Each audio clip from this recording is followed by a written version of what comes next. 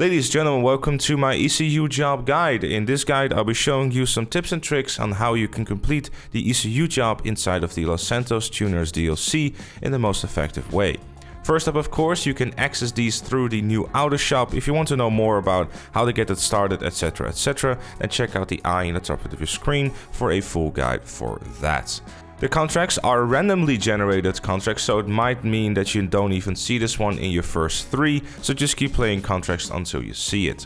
And in case you are wondering, yes, I will be making a guide on every single one of them, so make sure to check out the eye in the top right of your screen for a full playlist for them. Starting off with the train inventory mission, for this one you just simply have to head to Elysian Island, and well, throughout the entire guide I'm going to assume that you know how to drive to a location marked on your map. Once you have arrived there, you want to find this van over here, which will have some dock worker outfits. And yes, this will give you flashbacks to that certain mission instead of single player. Scouting the port. My favorite. Jokes aside for a second, if you are unable to pick up the outfit when you approach the van, then back away from it for a second and go back again so you get the bottom prompt to pick them up. After acquiring the outfit, you want to make your way to the ship where you'll be able to use this outfit to its fullest potential, because Merryweather will just look at you like you're a normal dock worker, ignoring the fact that I have a face mask on and generally looks like someone who was about to kill you. The main thing you want to be focusing on while walking through the ship is not bumping into any of these guards, because that's definitely going to alert them, as well as standing in their line of sight for too long. As long as you just keep moving around, you should be totally fine, and you don't have to worry about 50 Merryweathers trying to suddenly start shooting you down for no reason other than they have big dick energy. Once you make your way to the back of the ship, there is only about 3 locations that I'm aware of where you'll be able to find the container manifest, which is going to be on either of these crates that I'm about to show you. The first one is the one where mine is on, and the other ones are just going to be either on the other side of where I'm taking the picture or a level upwards. It's pretty simple stuff. As long as you look onto one of these kind of crates, either green one or the wooden one, is where you will be able to find the manifest. Once you have acquired the container manifest, you want to make your way to the other side of the ship where you'll be able to find the industrial cutting saw. These will once again be on one of the 3 wooden crates, and it's very easy to spot this one considering the fact it's a very large colorful bag. Simply just pick it up by pressing either E or D-pad on the right on your controller and you'll be totally fine. One thing you want to make sure of course, is not to jump off the ship straight away, because then you're going to have some swimming lessons, which is something you want to avoid. Simply make your way back to the front of the ship again, go down the ladder, and just give the Merryweather guard there a little wave as you just steal all the stuff off their ship, because, you know, they were protecting it.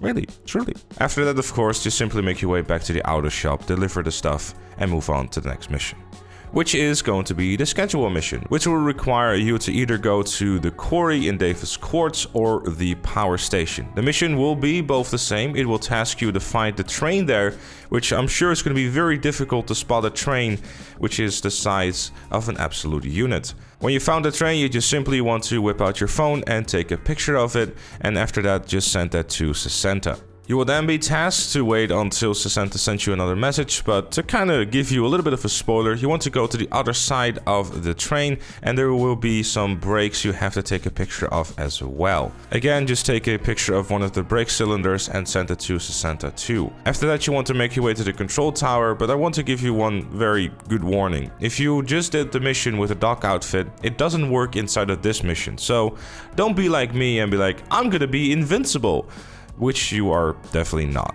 And just for good measure's sake, I will also be showing you the power station version of the mission. It's going to be the exact same, but just for the sake of giving you a nice location where you can take the pictures from, have a look on your screen. Control tower is also the same, but you know, this time around I figured out that shooting them instead of trying to die by them was a much better idea. Also, it's GTA Online, don't bother with stealth, just shoot them with your carbine rifle and it should be okay. Afterwards, of course, it's another classic case of you got the schedule, bring it back to your auto shop. Again, more driving, I'm sure you know how to do that.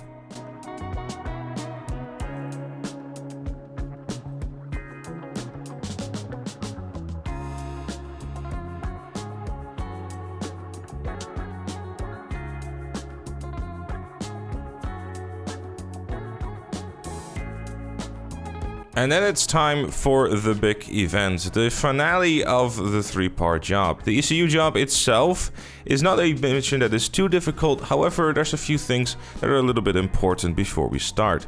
First up, the weapon loadout. You definitely want to pick the sharpshooter loadout for primarily 2 reasons. Reason number 1 being the sticky bomb, and reason number 2 being the heavy sniper. Because you're going to be chased down by helicopters, the Mark II sniper will be a very useful tool, and the sticky bomb will make blowing up those brakes a whole lot easier, especially on console. In terms of vehicles, you have 2 options. Either you take a Santos tailgater, or you purchase one of the DLC vehicles, which you can then customize to your liking. You don't actually need to have it within your Alder shop. It can be in a different garage if you prefer to have it there. Regardless, my personal preference went to the Jester RR, primarily for one specific reason, and that is the louvers that you can have on your back window, giving you additional protection and also just in general being very useful to not getting shot in the back. Also, the car itself is among one of the fastest cars inside of the DLC. It will, however, cost you nearly $2 million to buy it without the trade price, and in case you are wondering when you do unlock this trade price, it is at rank 45 inside of the Los Santos car meet, which will take you quite a while. So you're probably better off just buying the car. If you don't have the money or simply don't want to spend the money on the Jester RR or any of the new cars, then the tailgater will do you totally fine as well. At the end of the day, it's just going to be a car you're going to primarily be using to go from A to B, and that really is it. The Jester RR with the back louvers is just simply something that is very useful to use and giving you some additional protection, especially for those players out there who have lower health. Once you arrive at the location, you have 2 options that you can choose to go for. Option 1 is by throwing sticky bombs on the railroad itself. Whether you do that before the train arrives or when you're driving in front of it, that's going to be entirely up to you. In the gameplay, I decided it'd be cool to try and see if it could blow up all 4 at the same time. Unfortunately, my timing wasn't good enough and they didn't blow up at the same time, leaving me with only 1 sticky bomb left. Luckily though, you do also have the option to shoot them with your gun, and as you can tell, there's a health bar for each individual brake cylinder. The second option, of course, is to just simply drive next to the train and just chuck the sticky bombs on the brake cylinders themselves and then blow them up. Whatever you prefer or comfortable with, both will work out fine. As long as you destroy those brake cylinders, you should be totally good.